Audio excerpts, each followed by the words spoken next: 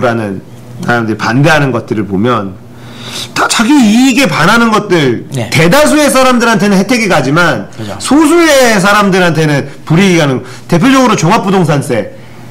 이명박 정권이 들어와서 종부세를 완전히 무력화시켰단 말이야. 네. 없는 거나 마찬가지로 만들어버렸어. 그렇죠. 그러니까 실제로 종합부동산세가 한 2%인가 정도 걷는 네. 전체 인구의 한 2%인가 정도로 걷는 건데 그거를 세대별이 아니라 네. 개인별 네. 그래가지고 부부가 그런 공동명의로 이러면 종부세 대상이 종부세가 안 돼버리는 거야. 그렇죠. 이런 식으로 막 다 갈기가 찌었는데 그걸로 누가 혜택을 가장 많이 받느냐?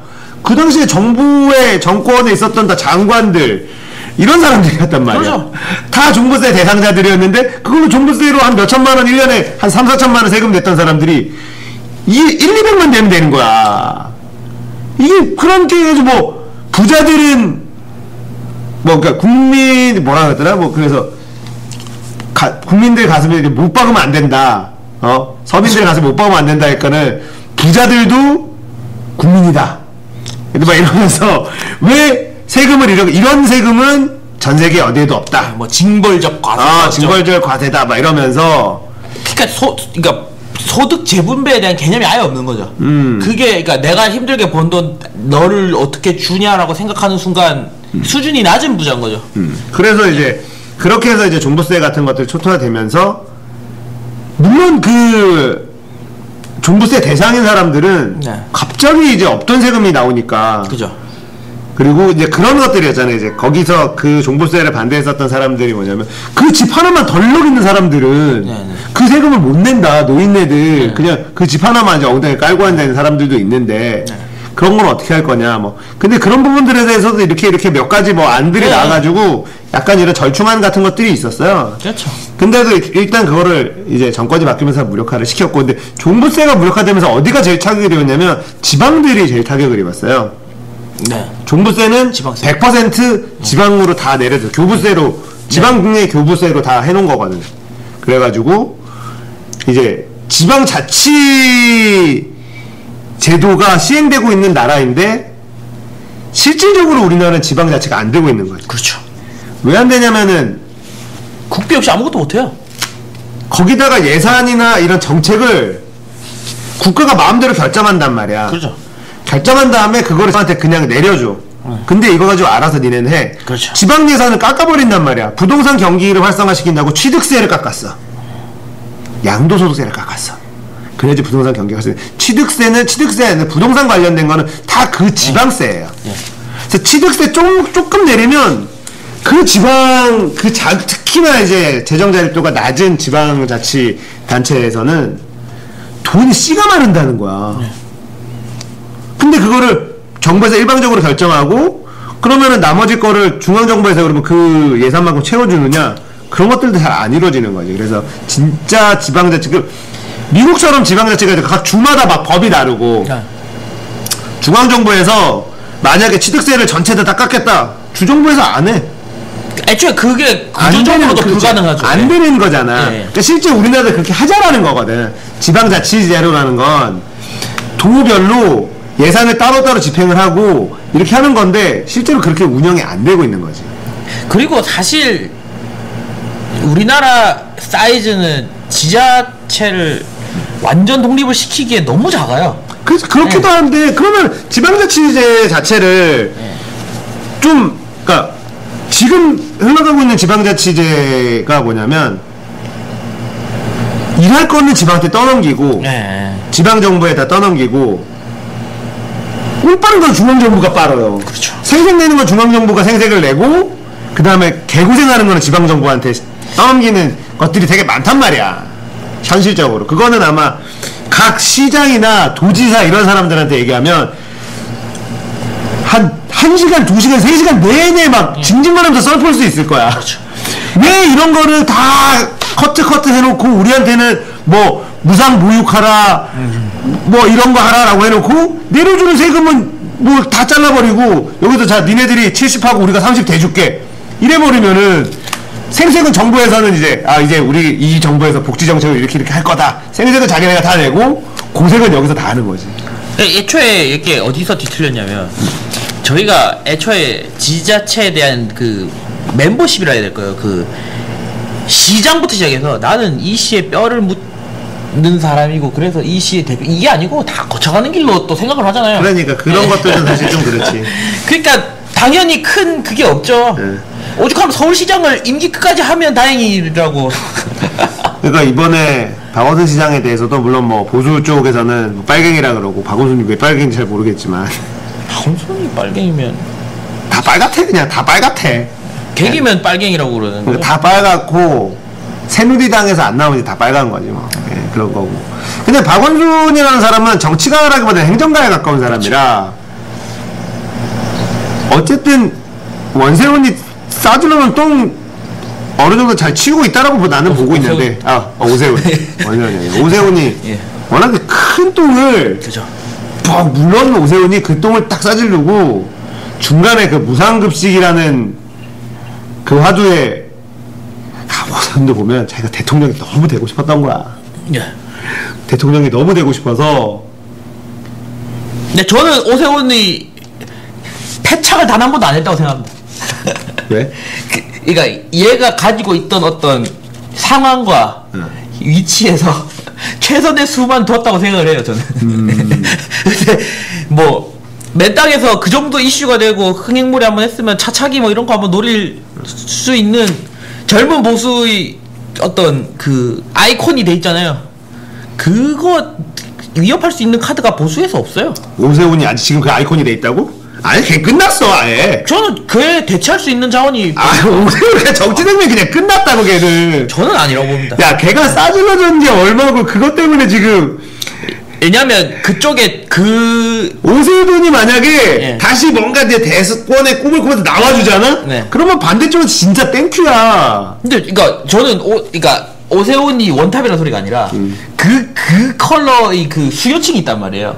오세훈은 진짜 그 프레시한 보수 요 컬러를 쥐고 있는. 맞아. 내가 봤을 때는 오세훈은 루비콘강 건넜어 걔는. 그때 그냥 거기서 그렇게 안 나왔어야 돼. 그거 정치 생명 계속 하려면 지금 정치 더 이상 못하고. 거기다가 새누리당에서 이를 바득바득 깔고 있는데 분명히 하지 말라 그랬다면 그때 홍준표가 한나라당 당국 대표일 때 무상급식권으로 서울시장 직을 내걸지 마라. 그냥 이거 가지고 싸우기만 하면 되는데 갑자기 서울시장직을 내걸면서 그 투표를 하겠다는 거 아니야.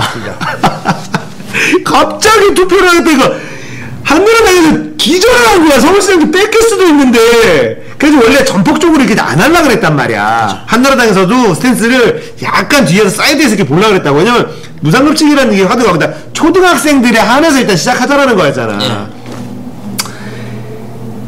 서울시에서 그것도 전국 무상급식이 아니라 서울시 초등학생들한테 무상급식을 주자. 안 된다. 왜 안 되냐? 선별적으로 주자. 다 주자. 이거 아니야. 그냥. 근데 얘가 갑자기 한나라당 하지 말라 그랬다고. 서울시장직은 걸지 마라.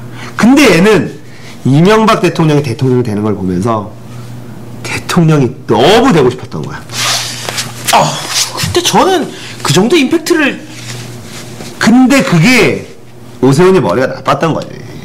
진짜 대통령이 되고 싶어서 여기서 이기거나 지거나 자기가 남는 장사라고 생각을 했던 것 같은데 일단 기본적으로 걔가 한 것 중에 되게 찌질해 보였던 거야. 그러면 무상급식이 완전 뭐라 하냐면 나라를 망하게 만드는 막 이질을 떠났단 말이야. 근데 지금도 초등학교 무상급식 하고 있어. 우리 나림이도 무상급식 하고 있고. 근데 내가 늘 지적해. 무상급식이란 이 말 자체 너무 잘못 만든 말이라고. 그렇죠. 무상이 아니야. 맞습니다. 그냥 공동구매라고. 공동구매라기보다는 그 학교.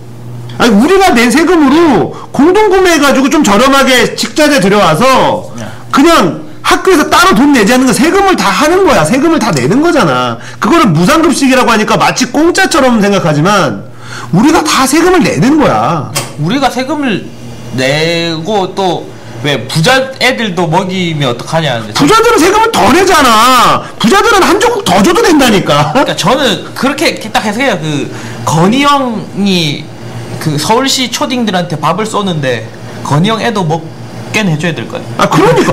건희 형 손자한테, 그러니까 이건희 손자한테도 공짜로 밥을 줘야 되나. 이건희가 세금을 얼마를 내는데 걔는 건희 형이 쏜 밥이거든요. 야 걔는 그냥 한 두 국자 덮어줘도 돼. 이건희 손자는. 권영이 쌌는데 뭐. 그럼. 아니 그러니까 이게 무상급식하면서 그러면 이건희 손자도 공짜로 밥 먹으니까 공짜가 아니잖아. 세금 내잖아. 제대로 쐈는데 지혜도 먹여야지. 그럼. 우리 반 애들 햄버거 다 쏠게. 넌 안 돼. 넌 내 아들이니까. 이런 거. 그렇단 말이야. 넌 아들이니까 안 돼. 이거 아니에요. 오히려 그거를 주면은 건희형 손자는 안 먹어요. 그죠? 질 떨어진다고. 그죠. 나는 학교에서 주는 거 이런 거 뭐 친환경? 난 안 먹어. 나 애비양에 밥 말아 먹을래. 뭐 이런단 말이야. 그럴지도 모르잖아. 그러니까 애가 먹겠다 해도 애 엄마가 못 먹게 할걸요? 에데데 이러면서. 그러니까 이게 무상급식이란 말 자체가 뭔가 거부감이 들 수 있는 어휘야. 그 단어 선택이었어. 그러니까 의무급식 이런 거나 네네. 뭐 그냥 이런 식으로 뭔가 다른 용어로 했으면은 그렇게 안 됐어요. 무상급식이라는 거 다 공짜인 줄 알고 애들 공짜로 밥 먹이는 줄 알고. 그때 제가 이제 한창 그 쟁점이던 시즌에 저도 이제 이런 얘기를 하면서 했던 말 중에 의무 교육의 일환이기 때문에 저는 이거를 자꾸 복지냐, 그러니까 보편적 복지와 선별적 복지의 프레임에서 자꾸 싸우더라고요. 그러니까 그거랑 좀 별개라고 난 생각해요. 저는 이게 복지 영역이 아닌 게 의무 교육이면요. 요즘 혹시 이제 나린이 키우시니까 아시겠는데 요즘은 이제 색종이 과일까지 다 주거든요. 저 때만 해도 색종이 과일 뭐 그런 거 절대 안 주고. 그렇지, 준비물 사가지고 갔어야 되지. 다 사가지고 갔단 말이죠. 근데 이게 의무 교육이라는 게 학생한테 의무가 아니고 보호자한테 의무예요. 그러니까 사장님 만일에 완전 부자다. 그래서 나림이한테 우리나라 공교육 따위를 받게 할 수 없다. 그렇게 해서 나는 홈스쿨 해서 최고의 선생들 데려와가지고 초등학교부터 고등학교까지 하겠다 해도 안 돼요. 잡혀갑니다. 의무 교육은 무조건 그 교육을 받게 해야 돼요. 그래서 의무 교육이거든요. 다시 말하면 부모한테 선택권이 없어요. 어떻게 보면 이게 거의 친권 침해에 가까운 상황이란 말이죠. 의무교육은 그래서 의무라는 거잖아. 그래서 의무라는 거거든요. 그래서 나는 정말 보내기 싫었는데 갔어요. 근데 반대로 말하면 사장님이 완전 너무 돈이 없어요. 애를 지금 당장이라도 일을 시킬 때 사실 의무가 생긴 이유가 그거예요. 어린 애들 한 10명 낳으면은 위에 2명은 공부만 시키고 일 시키니까 불과 저희 부모님 세대만 해도 저희 아버지 누나는 무학이에요. 그냥 동생들 공부시키려고 태어나서부터 공부를 한글을 몰라요. 그런 걸 막기 위해서 다 보내야 된다. 이게 의무가 된 거예요. 그러면 부모 입장에서 노동력을 학교에 보내야 되니까 빡친단 말이에요. 어떻게 보면. 그래서 학교를 군대랑 똑같은 거예요. 억지로 보내니까 드는 재반 비용은 다 국가에서 부담하겠다. 요게 맞거든요. 그래서 그런 논리 때문에 의무교육에 들어가는 준비물 색종이 다 주는 거예요. 옛날에도 학교 안 보내면 감옥에 넣을 거야. 대신 학교 올 때 교복 사와. 이게 말이 안 되거든요. 그렇잖아요. 중학교가 의무교육인데 교복은 나라에서 안 주거든요. 저는 이것도 문제가 있다고 해요. 안 보내면 잡아가는데 교복은 알아서 사와. 이게 말이 됩니까? 그 말이 안 되네. 이거 말이 안 되거든요. 말이 안 되네. 말이 안 돼요. 이상한 나라구만. 예, 교복을 학교가 나라에서 다 줘야 되고. 그러네. 그 일환으로 밥도 줘야 돼요. 그렇지. 예, 왜냐면 나는 일 시켜서 집 앞값 벌게 할 수 있었는데. 그러네. 나라 때문에 나 얘한테 공부시키니까 얘 밥도 네가 먹여 이렇게 해야 된단 말이죠. 맞네. 이제 저는 이 프레임에서 접근을 해야 되는데. 맞네. 그러니까 군대는 가면 군복 주네. 그죠. 내가 벌어서 밥 사 먹을 수 있었는데 네 일을 해주니까 밥은 네가 줘.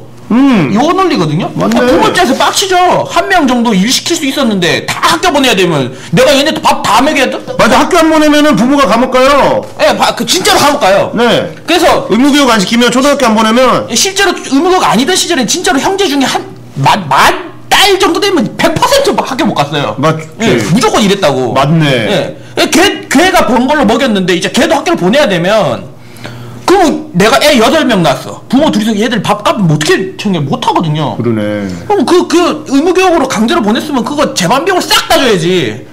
그래서 요즘은 교과서도 공짜로 줘요. 이제 인제서 밥을 공짜로 주기 시작한 거예요. 그러니까 성급하게 의무교육만 막 확장시켜 놓고 국민들한테 떠넘긴 거죠. 이렇게 할 거면 의무교육의 연한을 줄이든가. 그러니까 이게 의무교육이라고 해서 이제 들어가는 비용들을 예. 뭐냐면 이제 우리가 그 전에 그러니까 사립학교들 같은 경우에는 기본적으로 수업료를 얼마를 내야 돼. 그렇죠. 큰 돈은 아니지만. 예, 그렇죠. 이제 이런 것들이 의무교육으로 되면 못 걷게 된단 말이야. 그렇죠. 그런 것까지 다 이제 국가에서 재정을 확보해가지고 다 내야 되니까. 그렇죠. 거기까지만 생각하는 거거든. 그것만 해주면 이제 의무교육이 된다. 그 대신에 안 하면 이걸 의무교육이 되면 안 보내면 뭐 아마 그 학교에 안 보내고 싶으면 그거에 맞는 대안학교라든지 뭐 홈스쿨링을 하는 사람들도 있긴 있어. 그것도 다 받아야 돼. 허락을 받고 얼마 동안에 뭐 이런 어떤 학습 이런 것들도 다 보고를 해야 돼. 그게 있을 거예요 아마. 그렇죠. 그냥 아무나 홈스쿨링 할 경우도 집에서 그냥 놀릴 수는 없을 거고. 그렇죠.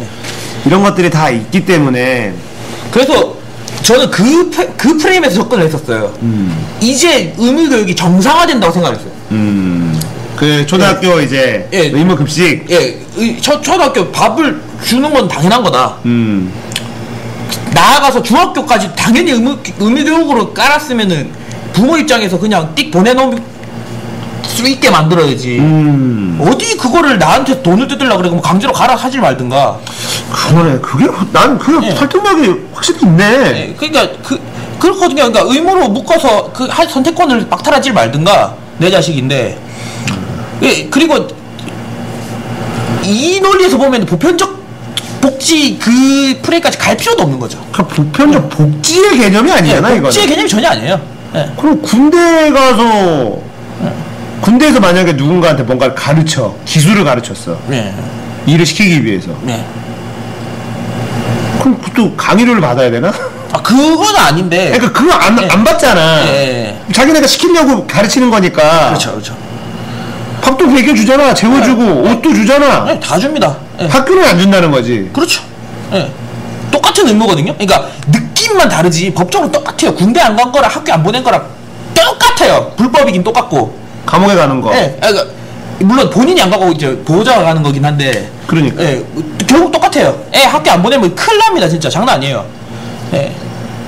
그게 의무교육이 진짜 좀 빡센. 그러니까 그러니까 4대 국민의 4대 의무에 들어가잖아요.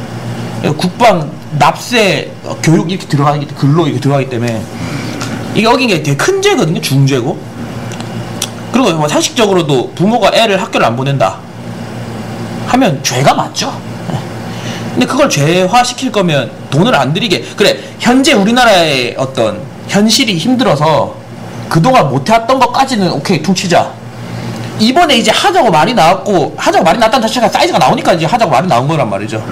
그럼 이거를 반대할 명분은 되게 없어요. 저는 그렇게 봅니다. 그리고 저는 제가 죽기 전에 분명히 그거 이슈 됩니다. 교복, 무상 교복 한번 이슈 됩니다.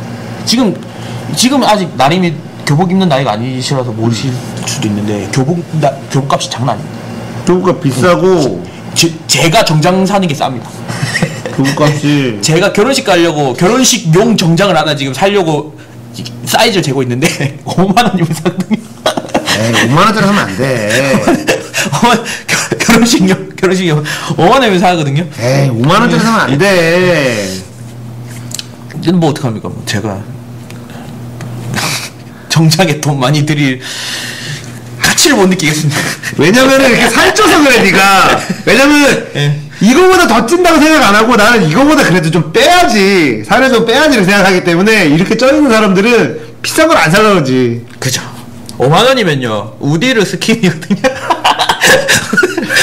진짜 할 말이 없다 진짜.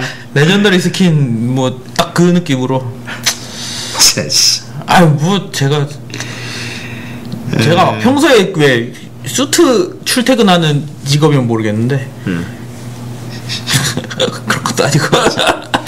그러니까 애들 교복 장난 아니고 거기다가 애들한테 또 이제 연예인 광고 이런 걸 많이 때려가지고. 그렇지. 이거 사달라고 쪼르는데 이기기 쉽지 않습니다. 뭐 밥, 교과서, 뭐 하여튼 제발 모든 거 크레파스 하나까지 다 줘야 됩니다. 무조건. 저는 그렇게 생각합니다. 지금 또 약간 좀 다른 걸로 보면 효성을 지금 탈탈 털고 있거든. 네. 엄청난 탈세 혐의. 효성이 이명박하고 가족이야. 네, 그렇게 알고. 라인이 사돈 뭐 이런 거고. 그래서 많이 혜택을 받았다라는 얘기들이 이명박 정권 내에는 사실 있었지. 잘 나갔었고 CJ 그러니까 지금 박근혜 정권 때 CJ 털지, 네. 효성 털지. 효성이 이번 진짜 제대로 털리고 있는 중이거든. 그리고 CJ도 이미 다 털렸고, SK 털고 있지. 네. 최태원하고 다 털고 있지. 동양은 뭐 털었다기보다는 지들이 알아서 그냥 좀 그런 느낌이고. 이런 게 좀 반복되지 않아야 되는데. 이게 진짜 슬픈 건데 줄을 안 대면 이 위치를 갈 수가 없습니다. 애초에. 그러니까 이게 줄을 대는 건 좋은데 네. 너무 막 그 정부 때 너무 많이 해먹고, 이거는 정권 바뀌면은 이런 것들이 매번 반복이 되잖아. 그죠.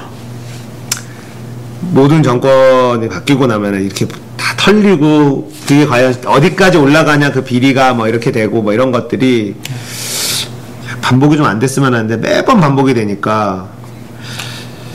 그러니까 이게 왜 재벌들은 다 이럴까가 아니라 이렇게 해야만 재벌이 될 수 있는 구조예요.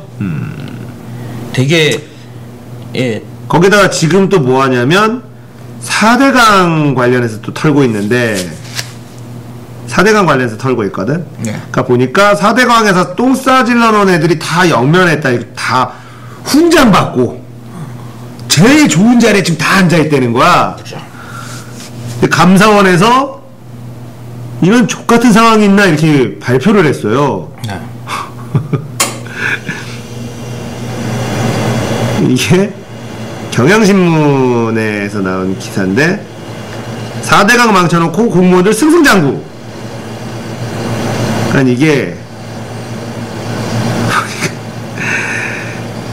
사기와 담합, 부실, 혈세 낭비 등 총체적 부실 공사로 드러난 4대강 사업을 주도한 공무원들이 군 포장을 받은 것으로 승진하거나 정부 부처 요직으로 이동해서 하게 된다. 아니, 경향이니까 이런 것들이 좀 담겨 있어. 사기와 담합. 혈세 낭비. 이게 조선이었으면은 이렇게까지 잔인하게 안 쓰지. 혈세 낭비라. 이런 것들은 뭐 알아서 걸러서 들으십시오. 네. 단어 때. 근데 보면 이게 감사원에서 발표한 걸 가지고 이제 나온 거기 때문에, 네. 최재 감사원 제1사무차장 이 4대강 살리기 사업 설계 시공 일괄 입찰 등 주요 계약 집행 실태에 대한 감사 결과를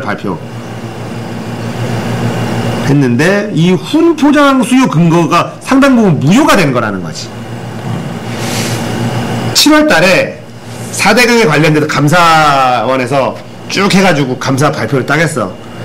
얘네들한테 그 전에는 이명박 정권에서 야 니네 4대강 잘했어 해가지고 훈장도 주고 막 한 거야. 근데 지난 7월에 감사원에서 4대강 다시 한번 까발려 봤더니 이거 족같고 이거 족됐고 이거 쓰레기입니다 딱 발표하니까 얘네들이 받은 훈포장이 다 무효가 돼야 되는 거야. 그렇죠. 이런 상황인 거지. 그러니까 그 공무원들은 모든 일할 때 공문을 쓰거든요. 맨 첫 1번 뭐 귀단체 뭐 무궁한 영업입니다. 2번 관련 그거 해가지고, 공무원들은 행정은 입법이 없으면 아무것도 못해요. 그래서 우리가 이 훈장을 줄 수 있는 근거가 이렇게 써야 됩니다. 그래야 줄 수 있어요. 근데 이 근거단이 무효가 되면 이 밑에 것도 자동으로 날아가야 돼요. 그렇지. 네. 근데 이게 무효가 됐는데, 그렇다고 저도 훈장을 굳이 뺏지까지는 아니면 무슨 돈도 아니고. 근데 훈장 받으면 그런 훈장에 따라오는 혜택들이 있잖아. 그렇죠. 그건 그렇죠. 유공자가 되죠. 그렇지. 그런 혜택들이 있으니까 뺏어야지. 그렇죠. 그러니까 이게 보니까 문제는 이런 그 무효가 된 상황이 됐는데, 반납을 하고 자숙해도 모자란 판에 공무원들은 승진을 갖다 각 부처 요직을 차지하고 있는 것에 대해서 비판이 제기되고 있대. 그러니까 이렇게 요직을 다 차지하고 있기 때문에 4대강에 대해서 이제 뭔가 털려 그러면 얘네들이 이제 좋은 자리에 있고, 그죠. 예, 권력이 있는 자리에 앉아 있다 보니까 이걸 제대로 털기가 어렵다라는 문제 제기가 나오고 있는 거지. 웬만큼 요직 아니면 감사원에서는 사이즈가 나올 건데. 하긴 그러니까 이게 기사가. 그러니까 이게 보면 4대강 사업으로 훈포장을 받은 환경부 공무원들이 핵심 요직에 올라 있다는 거야. 그러니까 4대강이 지금 다 녹색 성장을 하고 있는데도 그러면 가장 크리티컬한 거는 사실 환경부에서는 제 목소리를 내줘야 되는데, 환경부가 먼저 이거는 4대강 공사와 녹조랑 관계없다 이지랄 떨어버리니까 누가 봐도 흐르는 거 막아놓으면은 이끼가 끼지. 못 이렇게 막아놨는데 그거는 당연한 거 아니야?